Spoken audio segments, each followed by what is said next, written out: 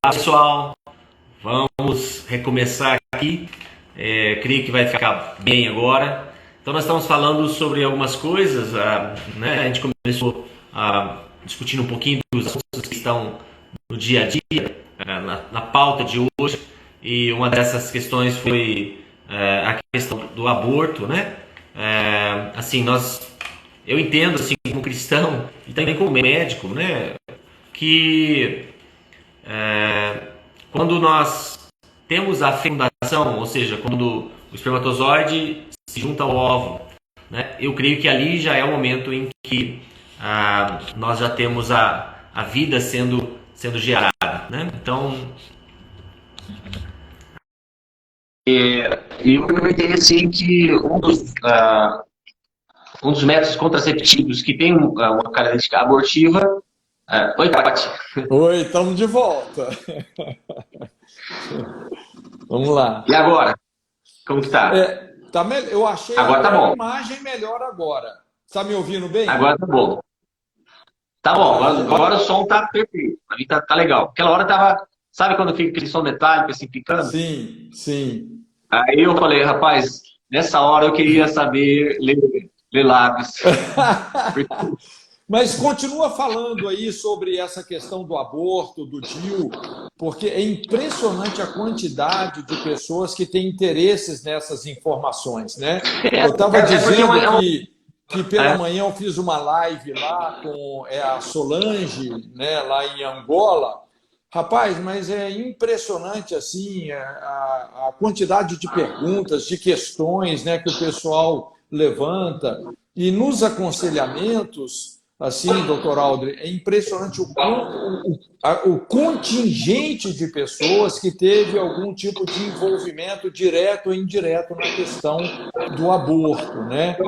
E são, assim, são memórias muito traumáticas, né? Quer dizer, eu costumo dizer que as consequências do aborto, elas pegam quase todas as áreas da vida. Não é? Pega a área orgânica, porque é lógico, está acontecendo no corpo da mulher, a área psicoemocional.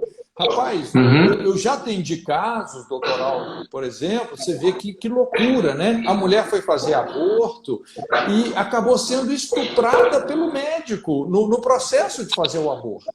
Rapaz, é uma coisa traumática demais. E depois, assim, como está fazendo uma coisa ilegal, não tem nem a quem recorrer, para quem reclamar. As histórias que a gente ouve nesse sentido, rapaz, olha, são muito trágicas, né? Muito trágicas. Então, é muito legal a gente ter também assim, uma abordagem, né, de um médico, né, uma pessoa que possa falar sobre isso assim, dentro dessa perspectiva, né? Então, dá uma palhinha para a gente aí. Tá. Então, normalmente eu atendo assim, algumas mulheres que sofreram, praticaram aborto, né? E realmente a carga, a sequela emocional é muito alta, né? Então, assim, e são raízes que normalmente é um processo complicado, né? Assim, a cura emocional, a cura dessa situação. Pessoal, eu tô sem fone de ouvido, eu vim correndo para o consultório para tentar fazer. Então, o pessoal tá falando fone de ouvido, então não tenho fone de ouvido. Então, assim, a chance de você, como normalmente é praticado de uma forma ilegal, a chance da mulher ter perfuração uterina, a chance de ter infecção, a infecção após o procedimento é muito alta, né? A questão de hemorragias. Então, essas são consequências de um aborto ilegal, né? As pessoas às vezes perguntam assim, puxa, mas e no caso de um estupro, no caso de uma malformação? Bom, eu entendo assim, que não há filhos por acaso, no sentido assim de que Deus, todos aqueles que são gerados, Deus vai estender o seu amor a eles e, Sim. assim, nós podemos encontrar tantas histórias de pessoas que que são frutos de uma situação dessa, né?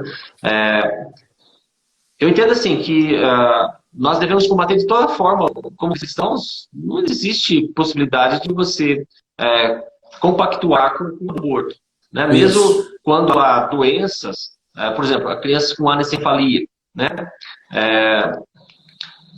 Eu vou contar uma situação para vocês. Sim. Um testemunho. Eu vou contar porque é permitido. A minha irmã, ela ficou grávida com 41 anos, primeira gestação dela. E logo quando ela começou a fazer os exames, houve o diagnóstico de que ela teria toxoplasmose. A toxoplasmose é uma doença que, quando é no período da gestação, muito grave, ela vai ter sequelas muito graves. E os médicos recomendaram para ela que ela fizesse aborto. Ela orou e falou assim, e sentiu muita paz no coração, não, eu quero continuar. E hoje a minha sobrinha, a Rebeca, tem 18 anos, perfeitamente saudável. Então, assim, existem decisões. A gente sempre tem que saber que a gente tem que sempre optar pela vida, né? Porque o único que optou pela morte para que nós dessemos vida foi Jesus. Então, nós não precisamos mais optar pela morte, né? Sim. Tá. Então, tem um médico aqui que comentando, a Catiane, perdão. Ela falou assim que até o Mirena pode eliminar embriões, né? Talvez pela questão ele tem o progestágeno. Essa é uma informação importante. Obrigado, Cristiano. Obrigado por essa informação. Então, eu já sabia mais do DIU de cobre, né? Mas o Mirena também, ela está informando que alguns artigos americanos mostram que mesmo o Mirena tem a propriedade de eliminar alguns embriões. Menos do que o outro, né? Como ela está relatando. Né? Obrigado, isso aqui é legal. A gente tem essa participação, né? É importante. Então, assim, Cote, eu creio que, como cristãos, a gente sempre tem que lutar pela vida. Existem alguns livros que falam sobre essa questão, né? Aquele livro Verdade Absoluta é um livro fantástico, exatamente como as questões ficaram tão maleáveis, né? Nós estamos diante de uma sociedade que é fluida, né? Sim, como cristãos, nós temos uma verdade absoluta. Nós temos as respostas para essa sociedade, para viver o padrão de excelência, né?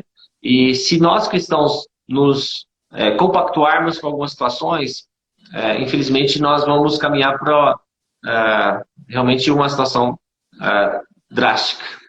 É verdade. Mas a gente atende, assim, no Ministério do Aconselhamento, a gente atende, assim, muitos casos, né? Porque, principalmente, por exemplo, pessoas que sofreram tentativa de aborto, né? Normalmente a mulher, quando quer abortar, ela está naquele desespero, né? É uma gravidez indesejada, né? Então ela se vê naquele desespero todo e tal, né? E acaba assim tomando uma decisão como essa, né? Sim. Mas é impressionante como depois isso que parecia que seria uma solução, como a pessoa fica presa nessa experiência, né? E a gente atende alguns casos de pessoas que desenvolvem como que se fosse assim, uma incapacidade de se perdoar, né? Porque assim, Deus é um Deus amoroso, é um Deus perdoador, né? Mas vários casos as pessoas falam comigo assim: olha, pastor, eu já pedi perdão para Deus 1000 vezes e a pessoa continua pedindo perdão. E aí eu falo com elas: olha, o problema não é que Deus não tenha te perdoado, o problema é que você não se perdoou, não é? Exatamente. O que a Bíblia fala sobre raiz de amargura, né? Sim, e quer dizer, às vezes a pessoa ela acaba se colocando até numa posição, né, mais elevada do que Deus, entre aspas, né, no sentido negativo. É verdade. Porque se Deus, que é todo-poderoso, já perdoou ela, quem que é ela para não se perdoar? Mas é interessante que esse trauma do aborto, né, a mãe vê ali o filho ser tirado, todo despedaçado dela. Uma vez eu atendi um irmão muito precioso, que ele participou do aborto que a esposa estava fazendo, porque foi na casa dele que aconteceu. Então, o médico não sei se era enfermeira, a pessoa que estava fazendo o aborto, chamou ele e colocou o feto na mão dele e falou assim, ó, vai lá e dá descarga. E só que quando ela colocou o feto na mão dele, o feto estava vivo. Então, ele vendo ali o filho dele agonizar, né? Aquele feto pequenininho mexendo, agonizando, e ele teve que ir lá e dar descarga. Rapaz, ele falou, olha, depois disso minha vida acabou. Minha vida parou ali, né? Então, ele foi um cara que falou isso, olha, eu já pedi perdão para Deus 1000 vezes, não é? Mas ele ficou calado com isso. Eu lembro que eu perguntei para ele assim, alguma vez você já falou disso para alguém? Né? Porque é interessante, né? O poder da confissão, né, doutor Alden? É o que Tiago 5,16 fala, né? Confessai as vossas culpas e vergonhas uns aos outros, orai uns pelos outros para que sareis. Só dele falar aquilo, né, dele se perdoar, a própria fisionomia dele mudou assim na minha frente, rapaz. Que libertação linda que foi, né? Mas é impressionante a quantidade de pessoas envolvidas com esses traumas hoje. Assim, Cote, tem uma passagem na Bíblia que é muito interessante. Quando Jacó morre, os irmãos de José se reúnem e falam assim, e se José guardar rancor no seu coração e quiser retribuir todo o mal que nós lhe fizemos? Né? Então, olha que interessante. Eles haviam sido perdoados por José. José traz toda a família, vive aquela realidade. Só que eles não conseguiram viver esse perdão por causa da culpa. O interessante é que a palavra hebraica para guardar rancor, que seria a raiz de amargura, é Satã. Olha, interessante isso, né? Então, cria-se realmente uma estrutura espiritual que escraviza, que impede que você viva, mesmo você nascendo de novo, vendo você sendo um cristão, você não consegue viver a realidade que Jesus conquistou para você na cruz, porque você está preso a uma raiz de amargura, a essa estrutura que é Satã, que impede, e elas vão você sabe se torna seu Deus. Você sabe que essa palavra Satã também ele tem sentido de ser adversário. Porque, assim, às vezes, a gente mistifica muito o diabo. Mas a principal maneira da gente entender o papel do diabo, quer dizer, um papel funcional, e você vê, está na identidade. Ele é um acusador, ele vai usar a sua culpa, não é? Ele sempre trabalha sobre a mentira, né? Exatamente. Não, mas esse é o poder dele. Mas às vezes ele está trabalhando sobre a verdade. Uma verdade escondida, uma verdade que está contra você.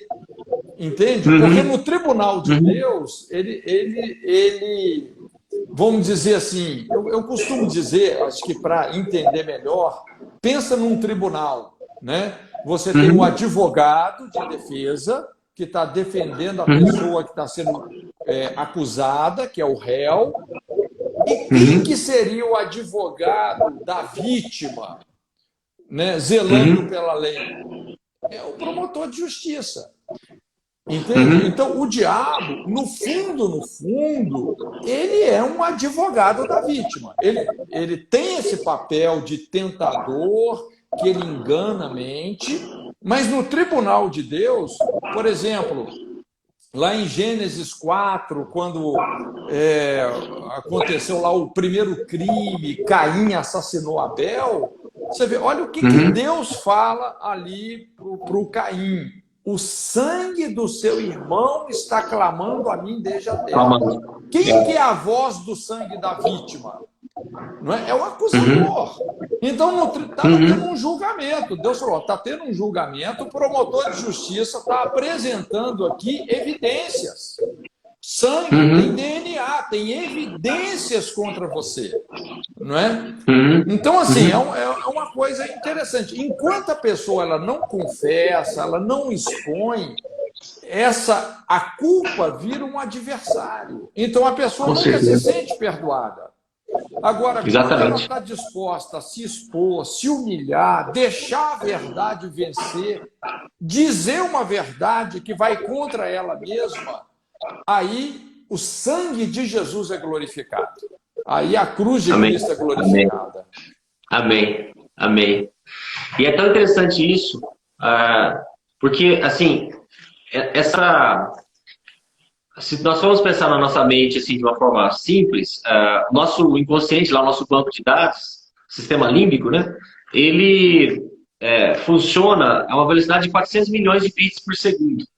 E o nosso cérebro, o nosso córtex cerebral, a nossa mente pensante, funcional, ela funciona, vamos dizer assim, a uma velocidade de 5 mil bits por segundo.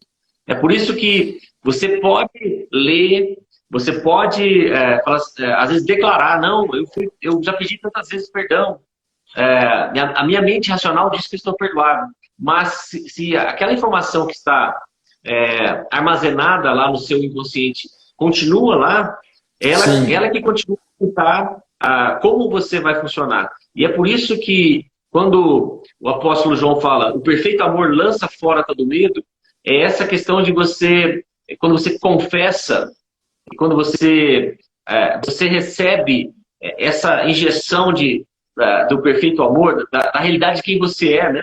E aí você começa a viver essa libertação, esse processo de viver a cura, viver o perdão.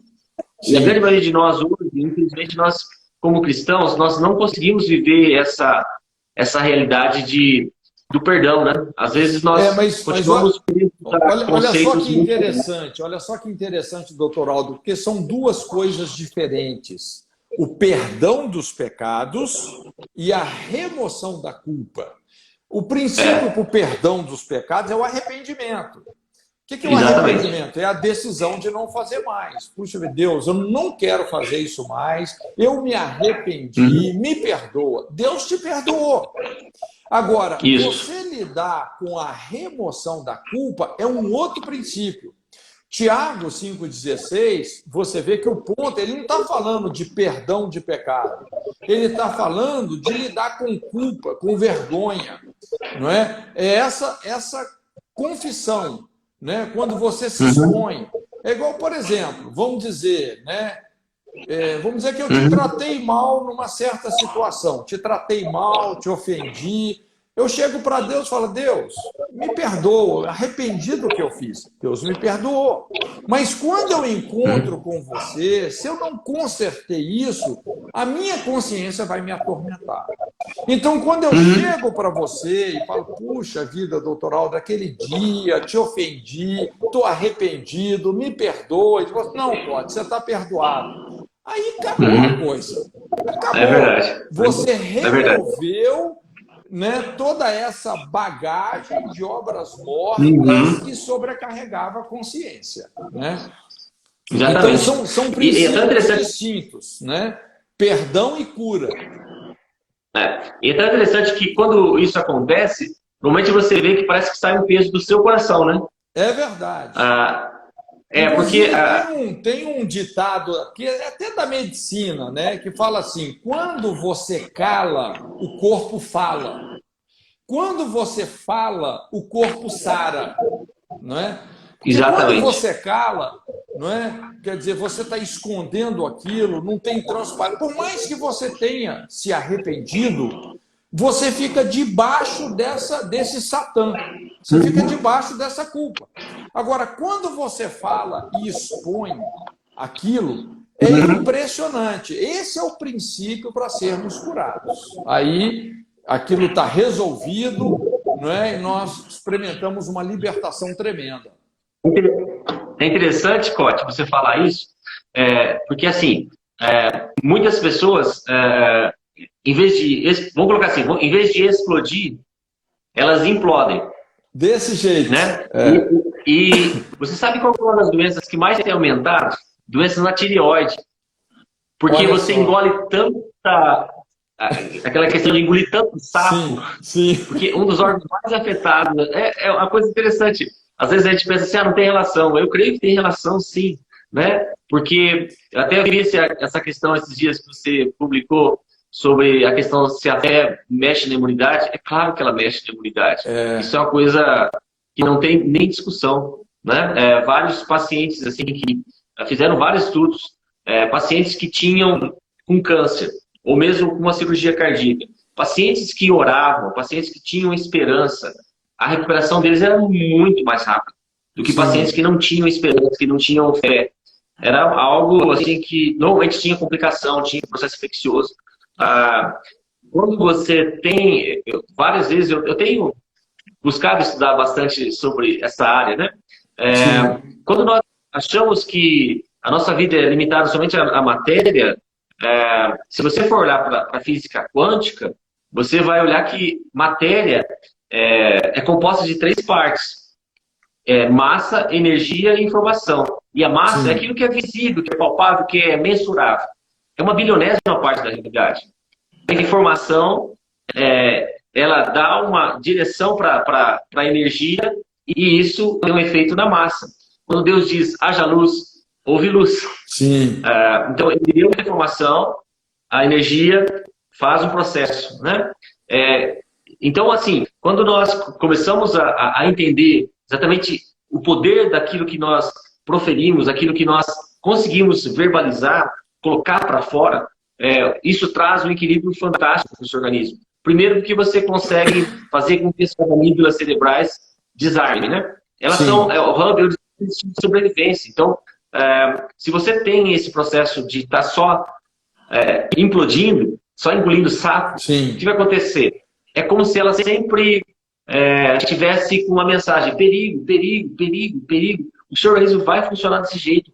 Muda toda a sua bioquímica cerebral, muda todo o teu arranjo cerebral. E aí nós começamos cada vez mais a ficar sujeitos a pensamentos que já não fazem mais parte não devem fazer mais parte da nossa realidade. Eu entendo que Filipenses 4:8 deve ser aquilo que a nossa decisão diária, né? Tudo que é justo, tudo que é honesto, tudo verdadeiro, de boa fama, é uma decisão, né? Eu entendo que fé é uma decisão. E quando você decide colocar em prática a fé, você cria uma alteração no seu biocampo. É um termo que é muito usado hoje na ciência, biocampo, ou seja, como é a sua área de influência, né? Hoje, a grande maioria das pessoas, nós usamos celulares, né? Se você for ver como o celular ele gera uma carga elétrica negativa, e as cargas elétricas negativas são prejudiciais para o seu organismo. Imagina aqui, ó, uma caixa de ressonância. Então, quando você atende celular, dorme com o celular perto da sua cama, o que acontece? Você está fazendo com que o padrão cerebral só uma de frequência seja... Se o celular estiver desligado, tem problema ou não? Normalmente não. Mas mesmo assim, como a bateria dele também é de lítio, ela vai ter carga elétrica. Claro que quando ele é ligado, isso amplifica. Quando você ainda coloca na tomada, amplifica mais ainda. Tem alguns testes que são feitos em que você avalia até onde vai o campo elétrico de um celular, né? Normalmente, Cote, ele vai até 15 passos de você. Você faz... Tem um cientista japonês que ele criou um método chamado BDOT, que é Digital Ring Test. Ele foi desenvolver esse teste durante 20 anos. E ele consegue avaliar, então, como aquele aparelho, por exemplo, o celular, como ele influencia no seu nível de energia. E é impressionante. É algo assim que realmente nos assusta quando você usa um celular. Então, isso vai até quase 15 passos de você. Então, quando nós estamos debaixo desses campos elétricos que são prejudiciais para o nosso organismo, é claro que você tem mais uma fonte de destruição, de destruturação. Eu não sei se você já ouviu falar sobre as ondas de Schumann. Ondas de Schumann. Schumann foi um cientista alemão que descobriu algo interessante, que a biosfera ela tem uma frequência e ela ficava mais ou menos em 7,8 Hz. É a mesma frequência do nosso cérebro. É por isso que quando a gente coloca o pé na terra, na areia, na grama, dá aquela sensação de paz. Porque a gente entra em equilíbrio com a biosfera, a gente descarrega, vamos colocar assim. Sim, né? faz um aterramento. Sabe, e sabe o que acontece? Sabe o que aconteceu? Depois da década de 50, década de 70 para cá, essa frequência da biosfera mudou. Ela hoje está em quase 13,8. Então, na verdade, aquilo que a Bíblia diz, remindo o tempo, encurtando o tempo que os dias são maus, está acontecendo mesmo. Por isso que a gente tem essa sensação de que os dias estão sendo tão breves, porque parece que a Terra aumentou essa frequência. E é por isso que a gente não entra mais em equilíbrio tão fácil, porque o nosso cérebro continua a frequência de 7,8. Só que a biosfera está na frequência de 13,8, mais ou menos. Acho que é esse cálculo. Então você vê como a gente está num mundo tão propício para doenças emocionais, porque o nosso cérebro já não encontra esse ponto de equilíbrio. Deixa só eu voltar um pouquinho, né? Você falou sobre a questão do câncer e tal. Há um tempo atrás, já tem bastante tempo, eu vi superficialmente uma pesquisa e o pessoal falando, afirmando, alguns cientistas chamando as células cancerígenas de células amarguradas. E dizendo que pessoas, normalmente, pessoas que têm muita dificuldade para perdoar, pessoas mais amarguradas, rancorosas, que essas pessoas têm uma propensão maior para desenvolver o câncer, né? Inclusive, a partir disso, assim, nos aconselhamentos que eu faço, às vezes a pessoa fala, tem muitos casos de câncer na minha família, e eu, assim, pergunto, né? Eu pergunto, faço uma pesquisa informal. Olha, essas pessoas que tiveram câncer, elas são pessoas que têm dificuldade para perdoar? E é interessante, porque normalmente a resposta é afirmativa. Você vê uma ligação de fato aí entre câncer e amargura? Sim, assim, Cote, o fator genético de um câncer, pensa assim, da seguinte forma, a célula cancerígena não é uma célula maligna, ela é uma célula sua, sofre um processo, uma célula doente, ela sofre um processo constante de agressão, e aí ela vai se defender. E a gente pensa que o fator genético é o mais importante de um câncer. Não é. Esse é um conceito muito antigo. Na década de 50, quando descobriu-se ali o DNA. Me surpreendeu. Eu ouvi dizer que um dos fatores que mais determina o câncer era o genético. Não, assim, quando foi feito o projeto, o processo genoma humano, né, aquele mapeamento, pensava-se assim, o cérebro da célula é um núcleo, porque lá tem DNA. E aí eles descobriram o seguinte, que o cérebro da célula não é o núcleo onde está o DNA, o cérebro da célula é a membrana, porque a membrana celular, que ela que determina o que entra e o que sai.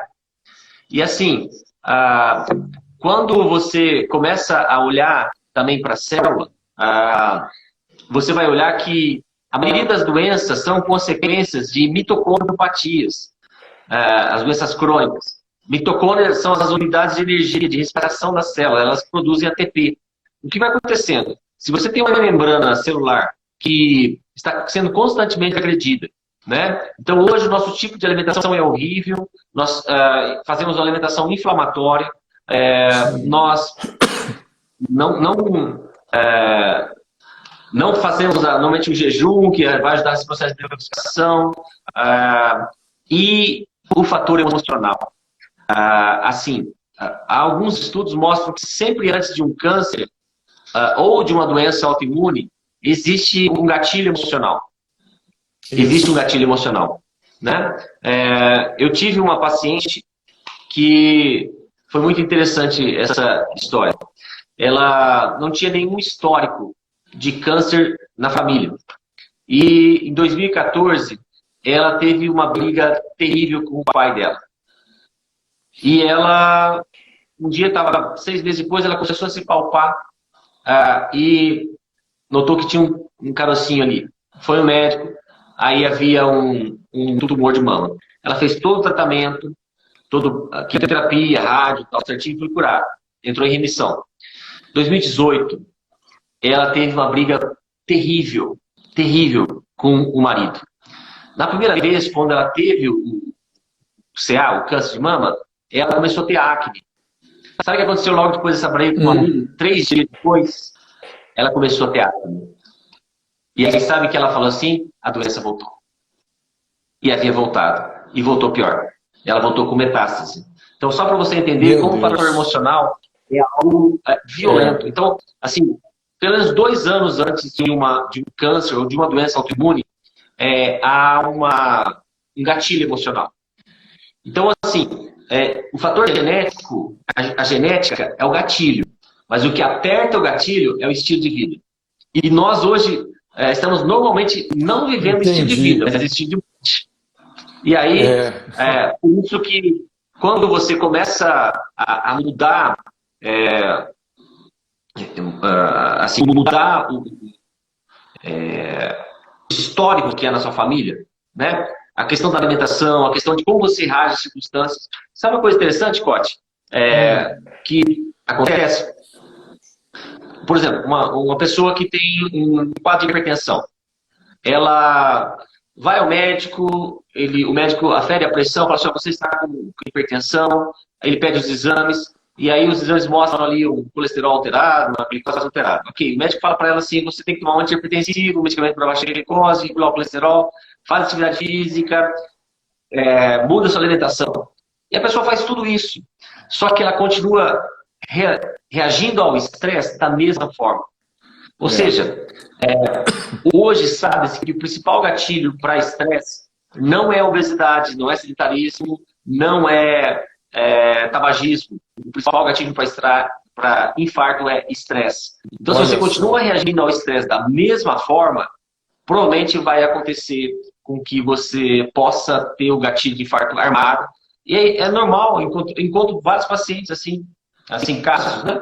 Já tive vários casos de pacientes que fizeram tudo, mas que não mudaram a forma de reagir ao estresse e aí, por exemplo, infartaram, infarto fulminante. É muito interessante, né? É muito interessante, né, doutor Aldrin, assim, essa questão da ansiedade. Inclusive, uma área que eu procuro ensinar bastante, ministrar as pessoas, né? Porque a ansiedade é algo assim muito viciante. Lógico, existe uma ansiedade que ela até diria saudável, gera adrenalina para você reagir a situações difíceis da vida, né? Mas existe um tipo de ansiedade que ela se torna realmente assim viciante, patológica, né? Que vai gerando esse estresse interno numa ação contínua e daqui a pouco esse estresse já é substituído por uma fadiga, né? E essa fadiga pode evoluir num quadro depressivo. Quer dizer, é todo um processo, né? Assim, altamente destrutivo. Que o que a gente observa é como se fosse assim, esse estresse fosse um esfolamento psicoemocional. Ou seja, a pessoa vai perdendo a pele, né? Do mesmo jeito que a gente tem a pele, né? Você sofreu um esfolamento, você vai se tornando ali hipersensível. Psicoemocionalmente, nós temos uma pele. E esse que é o problema dessa ansiedade galopante, viciante, não é? E que às vezes vem, né, o que a gente observa na prática, muito dessa ansiedade, às vezes está vindo aí de uma insegurança existencial. Hoje a gente tem o que eu chamo aí essa síndrome da infância desprotegida, né, com essa epidemia de casamentos destruídos. É impressionante como as crianças são expostas, né? Expostas moralmente, fisicamente, sexualmente. Então, a gente vê muito caso assim, inclusive, é comum né? A gente vê crianças, por exemplo, que elas têm essa... como é que chama isso? Quando a criança já tem que tomar ansiolítico, né? Assim, sim. você vê que ela já está num estado emocional assim, de profundo desgaste, né? de profundo estresse. Não é? Então, olha, eu já vi estimativas, não sei se isso é exagero, mas eles falam que 2/3 do mundo hoje as pessoas sofrem com esse problema, um distúrbio na área de ansiedade. Essa questão que eu falei da Terra estar mais rápida, isso já gera esse padrão. Mas o que acontece quando você está debaixo de um estresse crônico? Primeiro, você libera muito cortisol. E cortisol bloqueia na sua mente uma substância chamada GNF, que é o fator de crescimento de neurônios, ou seja, a sua mente não renova mais. E aí o que vai acontecendo, você tem uma baixa nos estoques de neurotransmissores, serotonina, dopamina, GABA, sendo que se você se alimenta mal, você faz toda uma alteração na microflora intestinal, lembrando que 90% da serotonina é fabricada no intestino. Sim. Só então, faz um parênteses aí para gente, doutor Aldri. Explica para gente, assim, em poucos tópicos, o que é alimentar mal. Então, assim, exatamente isso. A questão de... Se eu me alimento mal, eu gero inflamação intestinal. Se eu gero inflamação intestinal, eu altero a microflora intestinal. Um estudo publicado na revista de Genética Médica, em 2018, mostrou a associação entre a alteração dessa flora intestinal e o terreno para doenças como depressão, crise de ansiedade, crise de pânico, síndrome de pânico, esquizofrenia. Uma coisa interessante é que logo após a Segunda Guerra Mundial, nos países da Europa, como não havia trigo, houve uma baixa tremenda nos casos de pacientes com esquizofrenia, porque eles não tinham contato com glúten. Enquanto nos Estados Unidos, que não houve alteração nessa questão do trigo, a esquizofrenia crescia. Então, só você vê como o fator alimentar também se torna algo importante. Então, Cote, assim, essa questão da ansiedade, se você tem um padrão de sempre estar debaixo desse ambiente de medo, aquilo que nós falamos no começo, você é bombardeado por medo. O seu organismo acha que você sempre está com medo, mesmo que você não esteja passando por medo real. Você está com medo imaginário. E aí o que acontece? Aquelas amígdalas cerebrais ficam ativadas, o seu organismo sempre está produzindo cortisol e noradrenalina, adrenalina, e cria toda uma reação em cadeia. Se você tem o intestino inflamado, você começa a criar autoanticorpos, e aí cada um de nós tem, órgãos-alvo. Eu falei da tireoide, por exemplo. Tireoidite é uma doença comum. Você vê como hoje está comum doenças como esclerose múltipla, psoríase, vitiligo, são todas doenças autoimunes. E assim, quando você chega no máximo da desorganização, no máximo de ataque, você desenvolve um câncer, ou desenvolve, por exemplo, o quadro de Alzheimer, ou aquelas lesões destrutivas, né, como a esclerose múltipla. São o final da desorganização. Né? Na verdade, o que você está falando é exatamente esse conceito do psicossomático, né?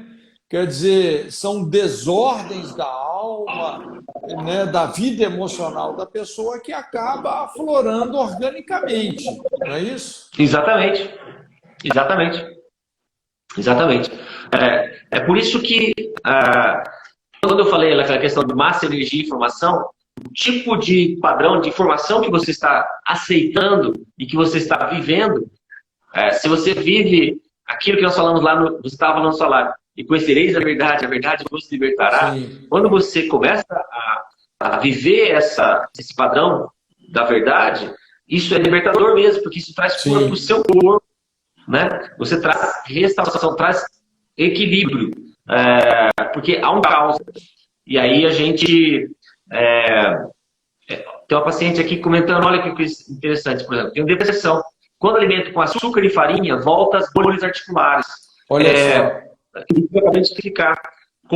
Se você tem um intestino que está inflamado, você está criando autoanticorpos. está produzindo anticorpos contra o seu próprio organismo. E você produz anticorpos contra o seu próprio cérebro. É por isso que a depressão não é uma doença psíquica, ela é uma doença inflamatória. O terreno está criado com esse processo de inflamação. E é claro que vai vir gatilho. Aí o gatilho, Cote, é uma situação de luto, um divórcio, uma perda de emprego. Isso são os gatilhos, não é a causa. A causa já está instalada lá, né?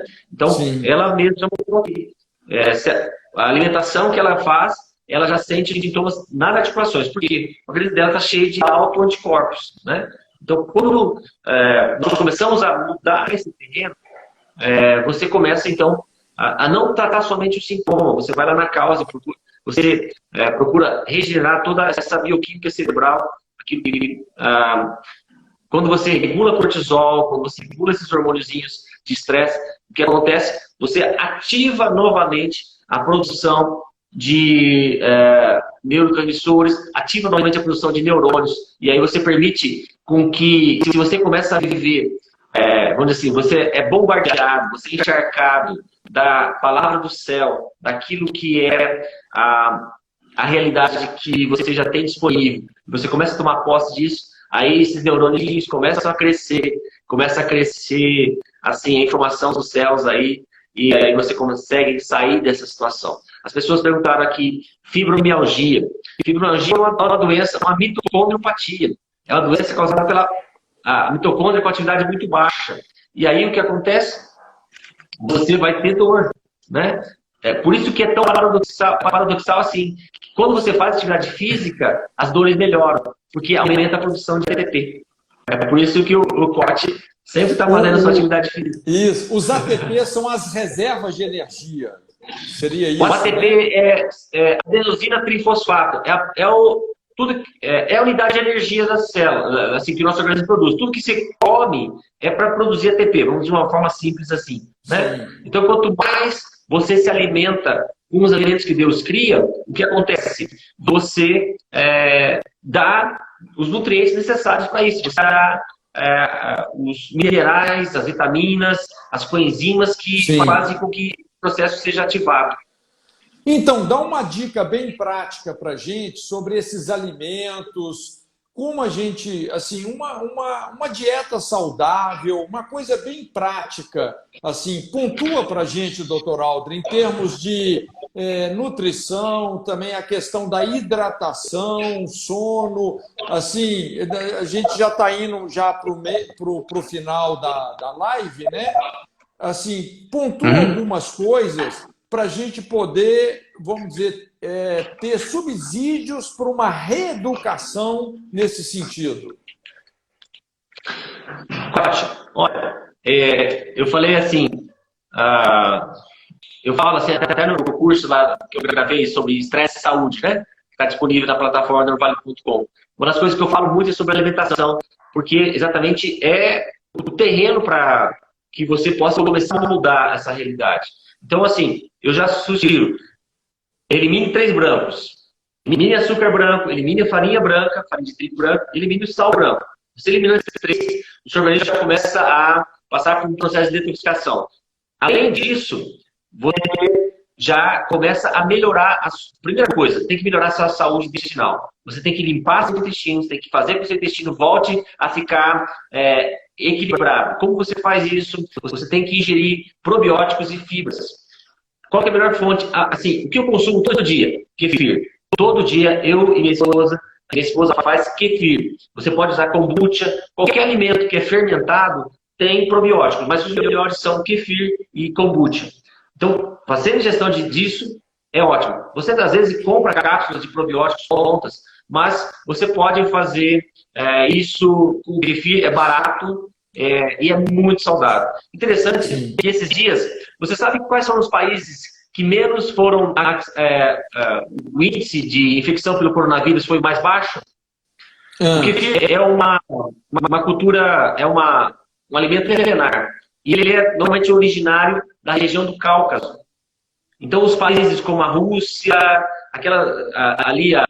a Ucrânia, todos esses países, o índice de infecção por coronavírus foi muito baixo. Por quê? Porque o kefir proporciona, por exemplo, uma ótima imunidade intestinal. Então, se você tem uma imunidade adequada, você vai fazer com que o seu intestino está bom, ele vai, então, ficar muito protegido. Uma coisa que você tem que fazer, corta as gorduras ruins. Gordura ruim não deve fazer parte da sua vida. Gordura vegetal hidrogenada, margarina, isso óleos de soja, óleo de milho, óleo de canola. Ah, doutor, mas tem o selinho, tá bom. Não, não é bom. Isso é altamente inflamatório.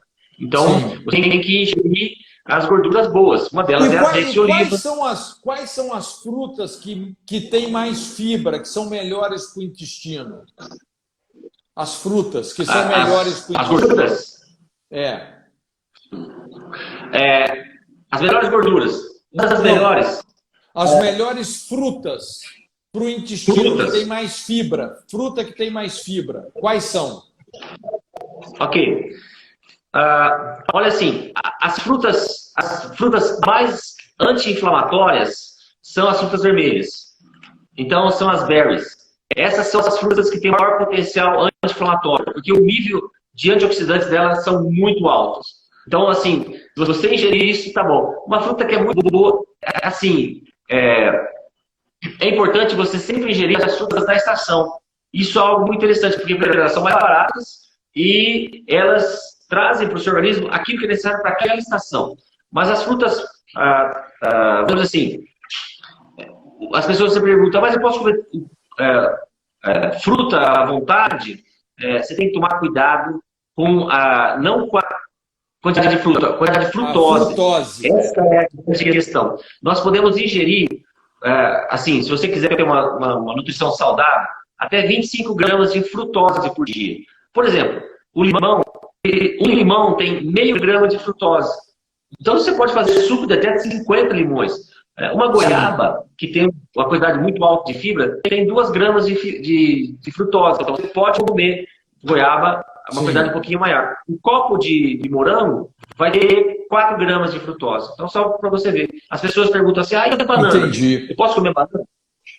Uma banana tem 7 gramas de frutose. Então, você pode comer até 3 bananas por dia e você vai ter uma quantidade adequada de frutose. Então, isso é o grande... a questão de como você pode trabalhar essa questão de frutas. 25 gramas, assim, então, frutas são ótimas. São 25 gramas de frutose só por dia. Isso você vai fazer uma alimentação. Normalmente de manhã eu faço uma batida assim, de frutas e sempre eu priorizo as vermelhas. Eu como fruta vermelha todo dia. Mas é bom saber a dose, né? Então, assim, as pessoas estão perguntando, frutas vermelhas são muito caras. Então, por isso que é interessante você sempre consumir as frutas da estação. O morango não é tão caro, não. O morango tem um preço acessível, né? Só falar, as pessoas estão perguntando sobre gordura. Caro mesmo é ir para o hospital. As pessoas estão perguntando assim, gordura é boa? Então, sim, a gordura é boa. Fala pra gente sobre a gordura. Gordura é boa, gordura é fundamental para o seu organismo. Porque, assim, sem gordura, o seu organismo não forma capa de gordura. Sem gordura, a capa dos nervos, né? A bainha de mielina é formada de gordura. O seu cérebro ele é quase 90% de gordura. Então, assim, hoje nós temos o que nós chamamos de gordurofobia. Nós criamos um medo de gordura. E olha que interessante, a partir da década de 70, a gordura praticamente foi eliminada da nossa dieta, né? E achando que, então, nós teríamos uma resolução de todos os problemas cardiovasculares, das doenças crônico-degenerativas. O que houve foi o contrário. Houve um aumento exponencial dessas doenças cardiovasculares, né? E aí, o que acontece? Hoje... Você vai no mercado, você vai lá e compra, vou comprar um produto light. Você paga mais caro para ficar doente. Porque light significa que tirou a gordura para colocar açúcar. E aí, o estudo publicado em 2018, o PEER, mostrou exatamente assim, dieta baseada em carboidrato é altamente inflamatória. Ela gera dor de doença. Dieta baseada em gorduras saudáveis. As gorduras saudáveis são óleo de coco, abacate, gordura animal, manteiga, banha. A gordura do abacate é uma ótima fonte de gordura. Essas são gorduras boas. Você pode consumir, você deve consumir. Você vai perguntar, doutor, quanto você consome de gordura por dia? Toda manhã eu consumo 2 colheres de sopa de óleo de coco pela manhã. Então, assim, junto com manteiga. Olha só para você ver. Assim, sabe o que isso faz com o meu organismo? Vai fazer com o seu organismo também? Vai fazer com que o seu cérebro funcione muito bem. Então, essas são as fontes principais de gordura, né? Então, no curso que eu... A grande vilã aí da gordura também é a gordura hidrogenada, que tem muito no sorvete. Tem gente que fala sorvete é um alimento que não devia existir. Eu corto, Cote. A gordura hidrogenada, por exemplo, sorvete. Sim. Né? Diz que sorvete... Sim, eram gorduras que não eram usadas para uso humano, eram usadas para uso industrial.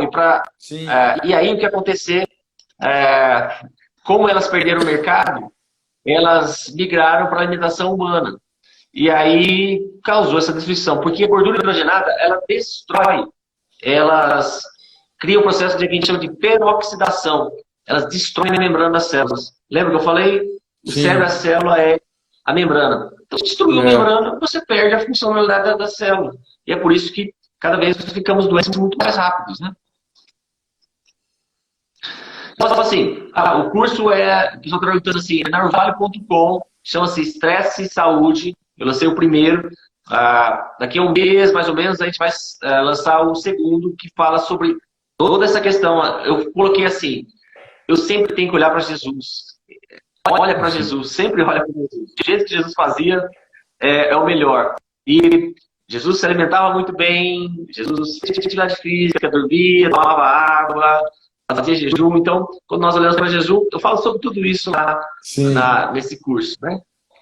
Então, o pessoal está perguntando sobre várias perguntas sobre a questão do kefir, sobre a questão do kombucha. Já falei, Lavínia, sobre o kefir e kombucha, são ótimos, consuma isso. E isso vai fazer uma diferença na sua vida muito grande. E o legal é que kefir é uma cultura em que as pessoas distribuem, né? É algo que você cria uma rede do bem, cria um círculo virtuoso. Acho que isso é legal. Nós estamos precisando tanto disso, né? De compartilhar o bem. Eu acho que isso é a função do cristão também, né? Trazer informação e impedir que aquilo que está em Oséias, né? O meu povo está sendo destruído por falta de conhecimento. Não. Eu creio que Deus tem permitido que eu possa ajudar as pessoas a não serem destruídas por falta de conhecimento. Eu acho que essa é a minha maior oração, né? De trazer essa realidade de vida, né? De trazer a vida abundante. Ok, eu acredito. Eu nem sei que oração, não sei como está o tempo. Eu estou perdido aqui. Eu acho que daqui a pouco a live vai cair, mas na hora que cair, caiu. Nós já estamos despedidos, está na bênção. Eu quero te aproveitar aqui o máximo, né? Os seus conhecimentos. Porque, assim, essa ideia, a gente pode envelhecer saudavelmente, né, doutor Aldri? Assim, quando a gente tem essa noção sobre santidade orgânica, faz essa reeducação alimentar, uma reeducação física, lida com o sedentarismo, rapaz, a nossa qualidade de vida é outra, não é? Então, eu penso que realmente lives como essa, esse assunto que nós estamos tratando aqui, rapaz, é muito importante. Só dá alguma dica para o pessoal aí que está no grupo de risco. O que você diria para essas pessoas que estão no grupo de risco hoje em relação a essa virose? Sim. A questão da longevidade, né? Sim. Cortou um pouquinho, eu vou pegar o que eu peguei. Tá. Assim, quanto à questão da longevidade, eu creio assim, que Deus realmente nos cria para que nós possamos viver até morrer, né? Quando você faz a alimentação, quando você tem um estilo de vida assim, de Jesus, vou sempre usar essa questão. O que acontece? Primeiro, você mantém os seus processos metabólicos funcionando por um prazo muito maior. vocês têm o que nós chamamos hoje de health span, o intervalo de saúde, né? Normalmente, o nosso intervalo de saúde é dos 20 aos 40 anos na nossa vida, no nosso estilo de vida ocidental. Quando você começa a viver esse padrão de mudar a sua realidade, assim, cuidar da alimentação, fazer atividade física, focar na forma como você reage ao estresse. Eu sempre falo, você não pode funcionar com murmuração, você tem que funcionar sempre com gratidão. Quando você faz isso, o que acontece? Você propicia que seus processos metabólicos sejam mantidos. Então, aquilo que era dos 20 aos 40 anos, você consegue estender dos 20 aos 80 anos. E aí, o que acontece? Vocês começam é claro que a gente vai morrer. Isso é óbvio. Sim. Mas eu sempre faço uma oração todos os dias, Scott. Deus, eu quero viver até morrer. Eu quero viver até morrer. E com isso, eu sei que Deus já fez a parte dele. Né? Agora, eu tenho quando a Bíblia fala de Moisés, né, que aos 120 anos não lhe escureceram os olhos, nem lhe abateu o vigor. O cara viveu até morrer. Aos 120 ele estava inteiro. No livro de Jó fala sobre isso, né? Que nós desceremos a sepultura como feixes de trigo viçosos. Eu creio que é isso que a gente tem que... Se é uma palavra, eu creio que, eu quero, Deus, eu quero para mim. É uma realidade. Então, assim, quando a gente começa... Interessante, Cote, que quando eu vim aqui para Minas, assim, a alimentação aqui mineira é bem conhecida, né? Porque qual que é a base da alimentação mineira? É de porco. Gordura, né? É a alimentação bem gordurosa, né? Torresmo. E aí, bom, você é daqui, não é? Sim, sim. Você é daqui. Então, assim, o que acontece aqui? Comecei a me defrontar com vários exemplos, assim, de famílias com vários membros muito longevos. Doutor, eu comecei a cuidar de senhorinhas de 94 anos, 95 anos, perfeitamente falantes, ativas. Eu falei, meu Deus, o que está acontecendo? E aí, é comum aqui em Minas, né?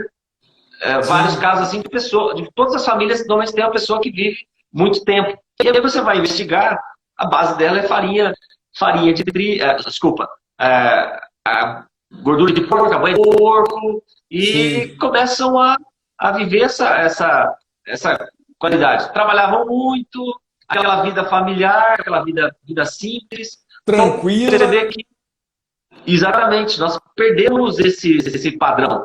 E aí, quando nós começamos eu sempre digo assim, uma coisa.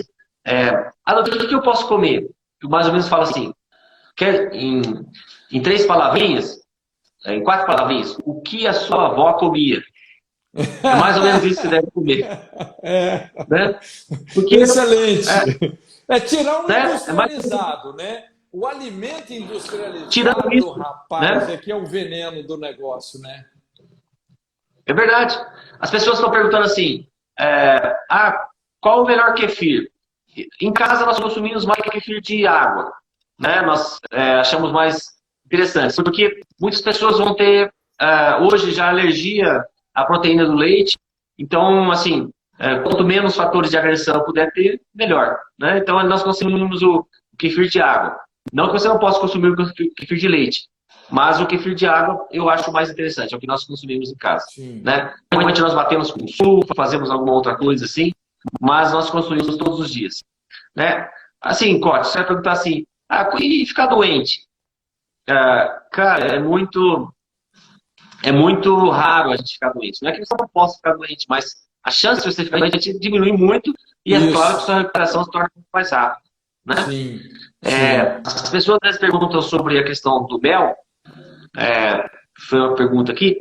Sim. Existe uma diferença entre o mel, mesmo sendo doce, e o açúcar, né? O mel é um alimento bactericida. O mel, fizeram uma pesquisa, colocaram mel e açúcar em uma placa de Bayer com células cancerígenas. E aí colocaram açúcar e colocaram mel. Na placa que tinha açúcar, as células cancerígenas cresceram muito mais, que a célula cancerígena ama câncer. Na placa que tinha mel, as células morreram. Interessante, né? Que tremendo. Né? Então, o mel é um alimento saudável. Né? É claro que você não vai tomar um balde de mel, né? Um pouquinho de mel só. A Bíblia fala, Pote. achaste mel, come o que te basta, para que não venhas a vomitar.